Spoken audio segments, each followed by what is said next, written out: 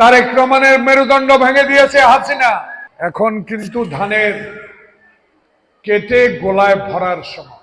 আগামী এই ফেব্রুয়ারি মাসে যে নির্বাচন হবে, আমার ডানে যারা ভাইয়েরা বসে আছেন, আপনারা কবরস্থানে ঘুমিয়েছেন, হাঁটু পানিতে দাঁড়িয়ে পুলিশের অত্যাচার থেকে বাঁচার চেষ্টা করেছেন। সবর মুন্সিরহাটে যখন পুলিশ এবং হাসিনার বিরুদ্ধে মিছিল করতে গিয়েছিলেন, তখন আওয়ামী লীগের প্রেতাত্মা কিছু আছে ওয়ার্ডে, গ্রামে, টাউট বদমাইশ, তারা রাতে পুলিশকে খবর দিয়ে আপনাদেরকে গ্রেপ্তার করিয়ে দিয়েছে। কিন্তু একটা লোকও আপনারা বিএনপি ছাড়েন নাই। আজকে এই কথাগুলো বলার অর্থ, 16টি বছর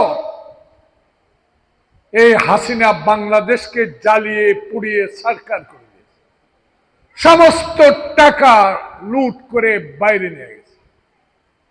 দেশে গণতন্ত্র বলতে কোনো শব্দ এই দেশে ছিল না।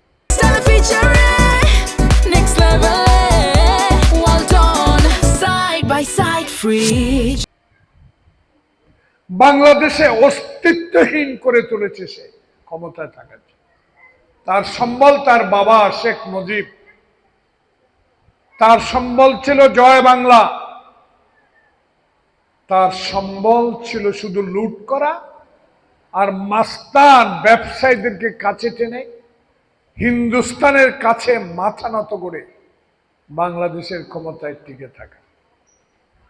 বেগম জিয়াকে 5টি বছর কারাগারে শুয়ে রেখেছে। তারেক রহমানের মেরুদণ্ড ভেঙে দিয়েছে হাসিনা। তারেকের ছোট ভাই কোকোকে জীবন থেকে নিশ্চিহ্ন করে তাকে পরজগতে পাঠিয়ে দিয়েছে হাসিনা। প্রিয় মায়েরা, বোনেরা, 16 বছরে আমি 10 বছরের অধিক জেলে ছিলাম। আমার 2টি মেয়ে, আমার ছেলেও না, আমার স্ত্রী এখন ক্যান্সারে আক্রান্ত। তবু দেশের জন্য এই সেনবাগের মাটি, মানুষের নেতা তারেক রহমানের জন্য এই মুহূর্তে আপনারা যে আজকে টায়ার কোম্পানির এই কারখানায় উপস্থিত হয়ে 4টি ইউনিয়নের মহিলা যে সমর্থন দিয়েছেন, আমি বুক ভরা আশা নিয়ে ঢাকায় গিয়ে চিৎকার দিয়ে বলতে পারবো, সেনবাগে যে কথা শুনি সব জমাত সত্য নয়। কি বলেন? কিন্তু কিছু কাজ আপনাদের করতে হবে। যারা আজকে ইসলামের নামে, যারা দাড়ি পাল্লায়, আমি জানি না কতটুকু মানুষ আমাকে বলেছে ভোট দিলে বেহেশতে চলে যাবে, যারা এইসব কথা বলে আমার মা বোনদেরকে মন থেকে ধানের শীষকে উঠিয়ে দেওয়ার চেষ্টা করবে, তাদেরকে রুখে দাঁড়াবেন। যদি না পারেন, আপনাদের পুরুষ সভাপতি, সেক্রেটারি সব আছে, তাদেরকে বলবেন। আমি শুধু এইটুকু বলবো, অনেক অত্যাচার আমরা সহ্য করি।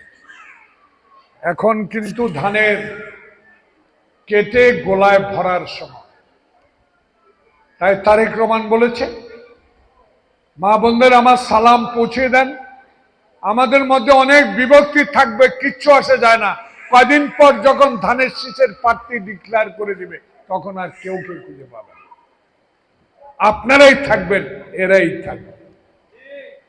তাই আজকে আমার মায়েরা, বোনেরা, আপনাকে অনুরোধ জানাবো, এখানে আজকে এসে আমার মনটা ভরে দিলে হবে না। আমাদের মুক্তার সাহেব কর্মসূচি আমি জন্য ওনাকে দায়িত্ব দিয়ে দিয়েছি, উনি ভাগ ভাগ করে আপনাদেরকে মাঠে নামিয়ে দিবে।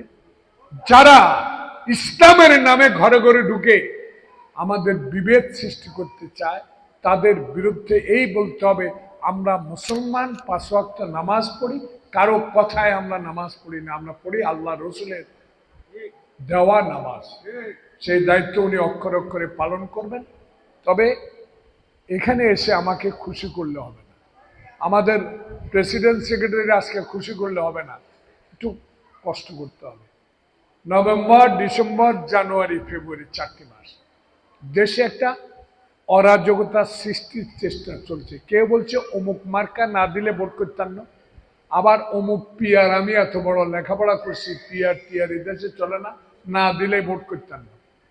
তা একটা ষড়যন্ত্র শুরু হয়েছে মায়েরা বোনেরা, বিশেষ করে বিএনপির নেতাকর্মীরা 16 বছর যারা কষ্ট করে হাসিনার বিরুদ্ধে আন্দোলন করে হাসিনাকে এদেশ থেকে বিতাড়িত করেছেন, আজকে এই মুহূর্তে আপনাদের দায়িত্ব আগামী নির্বাচনে জনগণকে সাথে নিয়ে গণতন্ত্র প্রতিষ্ঠার স্বার্থে তারেক রহমানকে প্রধানমন্ত্রী করা।